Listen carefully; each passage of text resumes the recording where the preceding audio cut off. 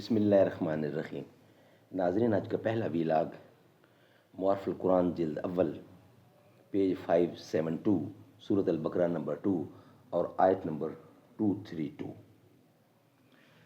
بسم اللہ الرحمن الرحیم۔ معارف القرآن جلد اول سورۃ الفاتحہ سے لے کر سورۃ البقرہ پارہ اول تا پارہ تیسرا رکوع 8واں۔ حضرت مولانا مفتی محمد شفیع صاحب رحمۃ اللہ علیہ، مفتی اعظم پاکستان۔ بسم اللہ الرحمن الرحیم۔ الحمد للہ وکفی وسلام علی عبادہ الذین اصطفیٰ۔ قال النبی صلی اللہ علیہ وسلم خیرکم من تعلم القرآن وعلمہ۔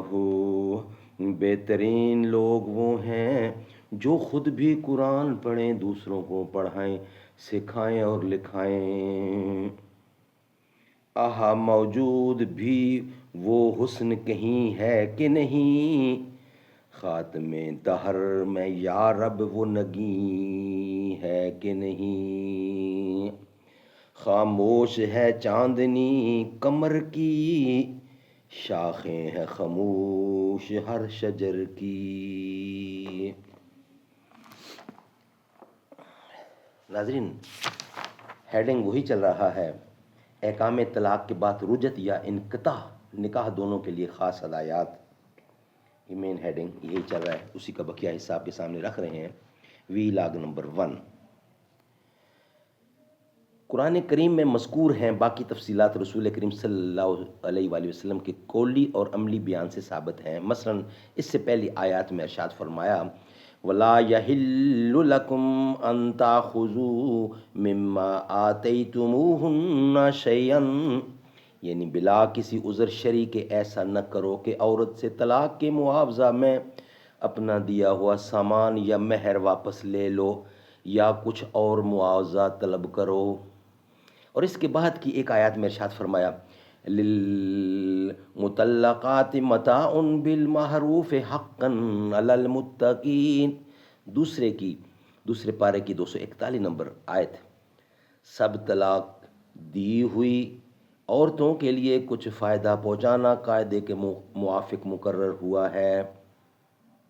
ان پر جو اللہ سے ڈرتے ہیں، فائدہ پہنچانے کی تفسیر رخصت کے وقت متعلقہ عورت کو کچھ تحفہ نقد یا کم از کم ایک جوڑا کپڑے کا دینا ہے۔ اس میں طلاق دینے والے شوہر پر متعلقہ بیوی کے کچھ حقوق واجب اللازم کر کے اور کچھ بطور احسان و سلوک کے عائد کر دیے گئے ہیں، جو بلند اخلاق و حسن معاشرت کی پاکیزہ تعلیم ہے، اور جس میں اس طرح ہدایت ہے کہ جس طرح نکاح ایک معاملہ اور باہمی معاہدہ تھا، اسی طرح طلاق بھی ایک معاملے کا ختم کرنا ہے۔ اس فسق معاملہ کو دشمنی اور جنگ و جدل کا سامان بنانے کی کوئی وجہ نہیں۔ معاملے کا انقطاع بھی خوبصورتی اور حسن سلوک کے ساتھ ہونا چاہیے کہ طلاق کے بعد متعلقہ بیوی کو فائدہ پہنچایا جائے۔ سبحان اللہ، سبحان اللہ۔ عورتوں کی حفاظت مدنی مصطفیٰ محمد رسول اللہ کر رہے ہیں۔ یا رب مدینے پاک میں جانا نصیب ہو، جانا نصیب ہو نہ تو آنا نصیب ہو۔ یا رب مدینے پاک میں جانا نصیب ہو، جانا نصیب ہو تو نہ آنا نصیب ہو۔